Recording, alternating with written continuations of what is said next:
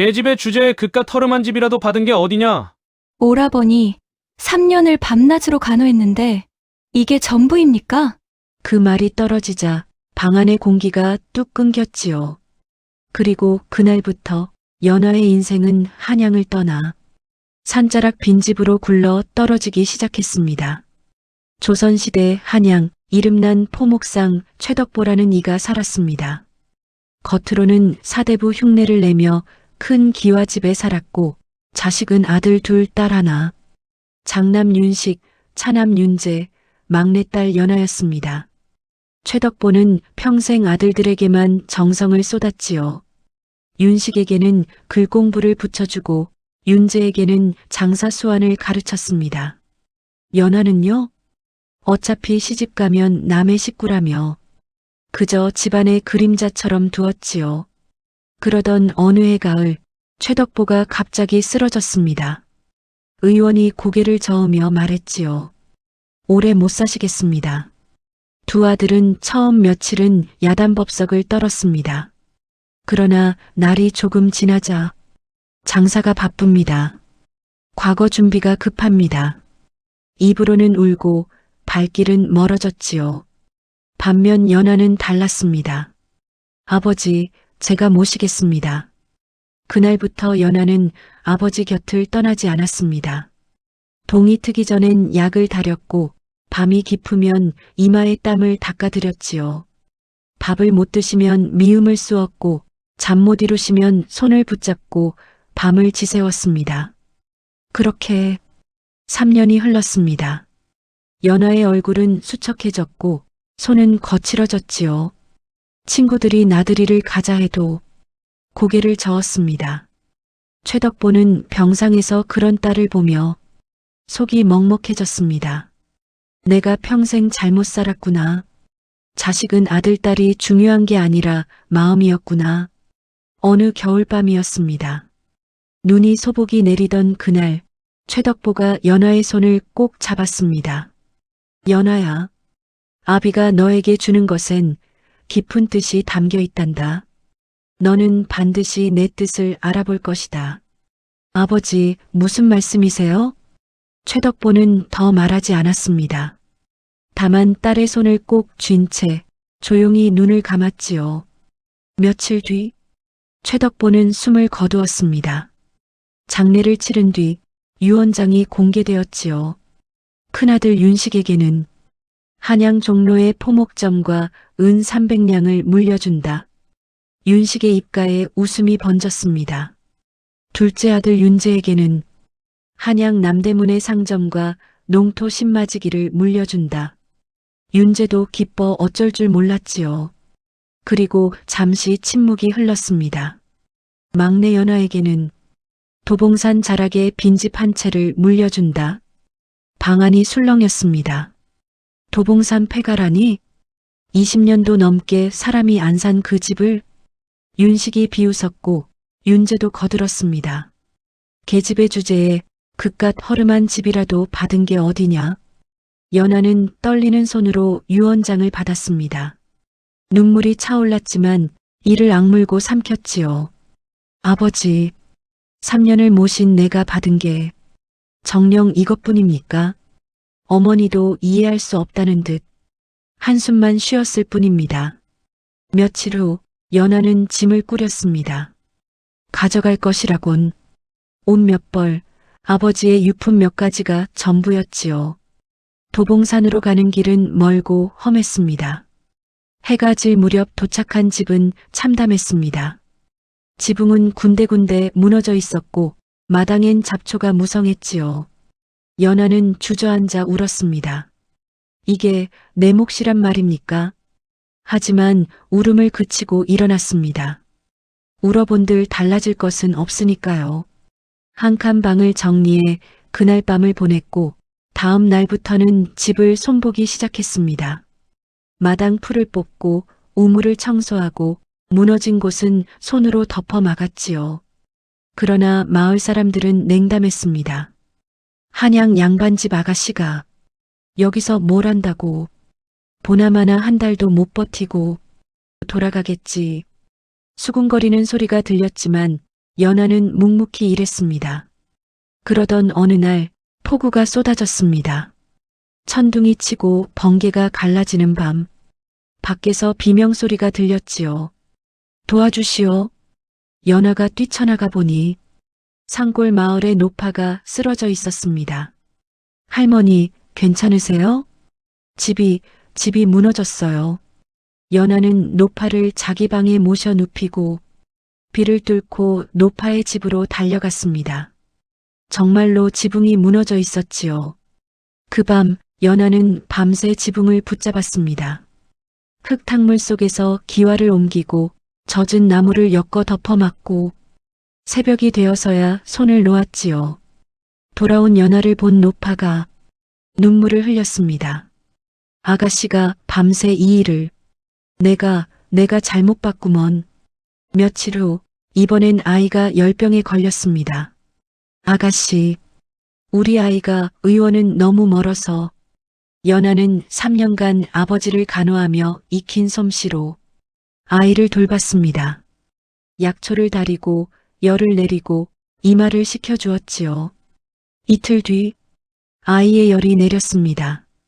아가씨, 정말 고맙습니다. 소문은 빠르게 퍼졌습니다. 한양 양반집 아가씨가 밤새 지붕을 고치고 병든 아이를 살렸다고 말이지요. 추석이 다가오자 마을에서 작은 잔치를 열었습니다. 아가씨, 이리 오셔서 함께 드시지요. 우리가 처음에 무례했습니다. 용서해 주시오. 그 뒤로 마을 사람들의 태도는 달라졌습니다. 하나둘 찾아와 도움을 주었지요. 우리가 집 수리를 거들겠소. 아가씨, 이 음식이라도 드세요. 달이 한번 바뀌자 폐가는 제법 사람이 살만한 곳으로 바뀌었습니다. 겨울이 오던 어느 날 연하는 마루를 쓸다 이상한 소리를 들었습니다. 마루 밑에서 나는 소리였지요. 촛불을 들고 살펴보니 나무 상자 하나가 숨겨져 있었습니다. 상자를 꺼내 열어보니 오래된 문서와 작은 괴짝, 첫 문서는 땅 문서였습니다. 이 집 주변의 산과 계곡이 모두 할아비 소유였다는 내용이었지요. 둘째 문서에는 약수터 기록이 있었습니다. 뒷산 바위 아래 약수가 솟아난다. 이 물은 병을 낫게 하고 기운을 돋운다. 연하의 손이 떨렸습니다. 괴짝을 열자 은전이 가득했습니다. 50냥은 좋게 되어 보였지요. 그리고 괴짝 밑 편지 한 장이 있었습니다. 아버지의 글씨였습니다. 연하야, 내가 이 편지를 읽고 있다면 진짜 보물을 찾은 것이다. 내 오라비들에게 준 것은 쉽게 얻는 재산이다. 하지만 너에게 준 것은 내 손으로 읽어야 하는 것이란다. 3년을 한결같이 아비를 돌봐준 내 마음을 나는 안다. 밤마다 흘린 눈물도 거친 손도 다 보았다. 오라비들은 받은 것을 지키지 못할 것이다. 쉽게 얻은 것은 쉽게 잃는 법이니까. 허나 너는 내 힘으로 일군 것을 지킬 것이다. 땀 흘려 얻은 것은 결코 빼앗기지 않느니라. 이것이 아비가 너에게 주는 진짜 유산이다. 행복하거라, 연하야. 연하는 편지를 읽고 또 읽었습니다. 눈물이 멈추지 않았지요. 아버지, 이제 알겠습니다. 다음 날 연하는 마을의 어른을 찾아갔습니다. 뒷산에 약수터가 있다 들었습니다. 어디인지 아십니까? 어른과 함께 산을 오르니 큰 바위 아래에서 맑은 물이 조용히 흘러나오고 있었습니다. 한 모금 떠 마시자 달고 시원했지요. 이 약수를 사람들에게 내어주면 연하는 마을의 이정을 찾아가 말했습니다. 이정 어른, 약수터를 다시 살려내고 싶습니다. 마을에도 도움이 될까 합니다. 이정이 고개를 끄덕였습니다. 좋은 생각이요. 사람들을 모아봅시다. 사람들을 모아 연하가 말했지요. 약수터를 다시 살려내고 싶습니다. 도와주시겠습니까? 옛날엔 이 약수가 유명했지요. 좋은 일입니다. 일주일간 약수터를 정비했습니다. 돌을 날라 물기를 내고 주변을 깨끗이 쓸어냈지요. 봄이 오자 연하는 한양으로 내려가 방을 붙였습니다. 도봉산에 신령한 약수터가 있습니다. 누구나 와서 마실 수 있습니다. 처음엔 아무도 관심을 두지 않았습니다. 그러나 어느 날 한 선비가 찾아왔습니다. 약수터가 어디 있소? 연하가 안내했고 선비가 물을 마신 뒤 감탄했지요. 허허, 이 물이 참 곱구먼.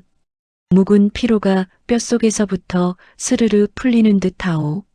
선비는 한양으로 돌아가 만나는 이마다 붙잡고 그 이야기를 풀어놓았습니다. 달이 한번 바뀌자 발길이 하나둘 그곳으로 모여들기 시작했지요. 연하는 찾아오는 이들을 허투루 대하지 않았습니다. 맑은 물을 정갈이 떠올리고 다리 뻗고 쉴 자리도 살뜰히 내어주었지요. 여름이 되자 약수터는 제법 알려졌습니다. 연하는 빈집을 손수 주막으로 꾸렸습니다. 할아비가 남긴 은전 몇 잎을 아껴가며 상을 드리고 자리를 놓고 장만할 것은 장만했지요. 가을바람이 산허리를 스칠 즈음 도봉산 약수터 아래 그 주막이 입소문을 탔습니다. 발길이 잦아지니 마을도 덩달아 숨을 돌렸지요. 사람들 손이 모이자 마을에서 나는 것들도 죗값을 찾아 팔려나갔습니다. 그렇게 1년이 흘렀습니다. 한편 한양에서는 다른 일이 벌어지고 있었습니다. 윤식은 장사엔 손끝 하나 대지 않았고 물려받은 재산으로만 호사스레 지냈지요.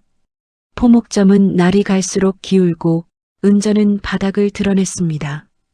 끝내 채주에게 독촉을 받는 처지가 되고 말았습니다. 윤재 또한 다르지 않았습니다. 논밭을 돌볼 줄 몰라 소출이 끊기고 하던 상점도 문을 닫아야 했지요. 형제는 서로 탓만하다가 어머니를 찾아갔습니다. 어머니, 연하가 어떻게 지내는지 아십니까? 도봉산 약수터 주막이 유명하다던데 혹시... 어머니가 먼저 도봉산으로 향했습니다. 도착해보니 깨끗한 주막이 있고 연하가 환하게 웃으며 손님을 맞고 있었습니다. 어머니, 연하야. 어머니는 딸을 끌어안고 울었습니다. 며칠 뒤 두 오라비도 찾아왔습니다. 연하야, 우리가 잘못했다. 도와다오. 빚에 쪼들리고 있다. 연하는 한참을 보다가 낮게 말했습니다. 도울 길이야 있지요. 허나 이곳에 머물며 함께 일하셔야 합니다. 손에 땀 묻히는 법부터 몸으로 배우셔야 해요. 두 오라비의 얼굴이 붉어졌습니다.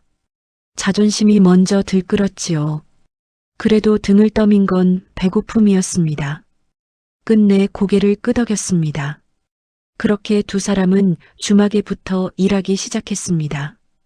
허나 속마음은 따로였지요. 형님, 이 고된 일을 언제까지 해야 합니까? 윤재가 이를 갈 듯 투덜거렸습니다. 조금만 참아라. 돈만 좀 모이면 한양으로 돌아가면 된다.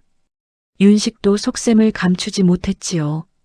달이 한번 바뀐 어느 밤 연하가 깊이 잠든 틈을 타 두 오라비는 발끝을 죽이며 방으로 스며들었습니다. 소리내지 마라. 연하가 깨면 끝장이야. 윤식이 숨을 죽여 속삭이며 괴짝 쪽으로 손을 뻗었지요. 그때였습니다. 오라버니들, 지금 뭐 하시는 겁니까?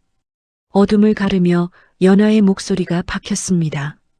촛불이 켜지는 순간 두 오라비의 얼굴이 허옇게 드러났지요. 연하야, 그게 급한 데가 있어서.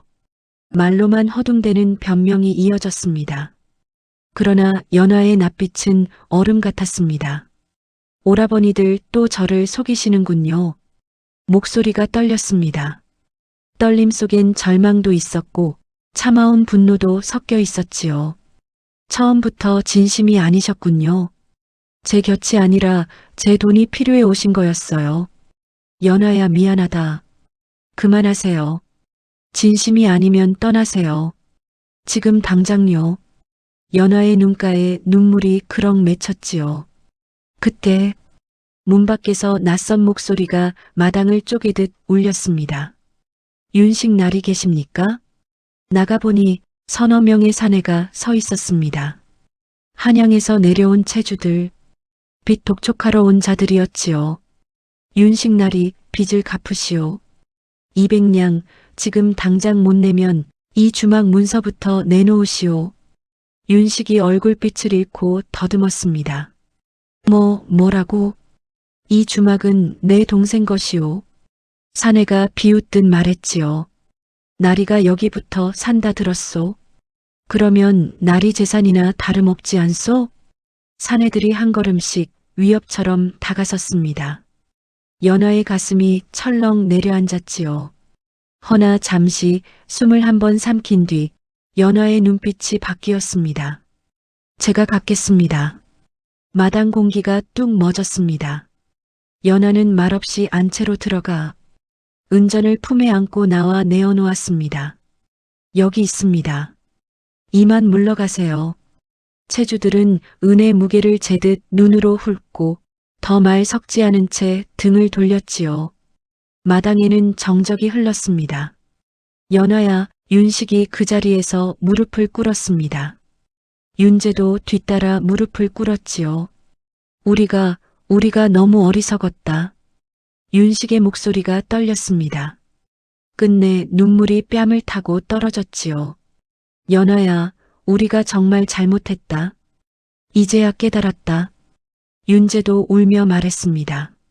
아버지께서 왜 우리에겐 쉽게 얻는 걸 주고 너에겐 손으로 읽어야 할 걸 주셨는지 이제야 알겠어. 두 오라비는 연하 앞에서 엎드려 울었습니다. 연하도 눈물을 흘렸지요. 잠시 후 연하가 조용히 말했습니다. 일어나세요. 그리고 낮게 단단히 못 박았습니다. 이번엔 진짜로 땀 흘려 일하세요. 제 돈으로 빚을 막았으니 이제부터는 여기서 제게 갚으셔야 합니다. 그리고 다시는 저를 속이지 마세요. 알겠다, 연하야. 이번엔 진짜다. 나도 죽도록 일하겠다. 그날 밤 세 남매는 마당에 둘러앉아 촛불이 꺼질 때까지 이야기를 나눴습니다. 말끝마다 마음의 매듭이 하나씩 풀리는 듯 했지요. 그리고 또 1년. 계절이 4번 바뀌었습니다. 두 오라비는 이제 제법 사람 구실을 했습니다. 윤식은 손님 맞이를 맡아 웃음과 말씨를 다듬었고 윤재는 부엌에서 불과 칼을 베어 상을 거들었지요. 손님, 이쪽으로 앉으시지요. 윤식이 손님을 자리로 모셨습니다. 예전의 윤식이라면 꿈에서도 못했을 장면이었지요. 윤재가 음식을 내오며 말했습니다. 오늘 상은 제가 특별히 신경을 썼습니다. 손님들은 한 숟갈 뜨자마자 눈빛이 풀렸고 이내 그릇을 비우며 고개를 끄덕였지요. 이 집 손맛이 보통이 아니오. 다음 장날에도 꼭 들르리다. 칭찬이 쏟아지자 두 오라비의 속이 뜨끈해졌습니다. 그제야 알았지요. 땀 흘려버는 밥값이란 게 이런 맛이라는 것을. 어느 봄날 어머니가 다시 찾아왔습니다. 연하야, 어미가 이제 여기서 살고 싶구나. 어머니, 어서 오세요. 그날부터 온 가족이 함께 살기 시작했습니다. 어느 저녁 온 가족이 마당에 모여 앉았습니다. 해가 기울어 마당 끝까지 붉은 물이 스미듯 번져가고 있었지요. 윤식이 말했습니다. 연하야, 내가 없었다면 우리 가족은 뿔뿔이 흩어졌을 게다. 윤재도 고개를 끄덕였습니다. 맞아, 우리가 얼마나 어리석었는지 이제야 알겠어. 어머니는 새 자식을 바라보며 눈물을 흘렸습니다. 내가 평생 잘못 살았구나. 진짜 자식은 아들, 딸 구분이 아니라 마음에 있다는 걸 이제야 깨달았다. 연하가 어머니의 손을 꼭 잡았습니다.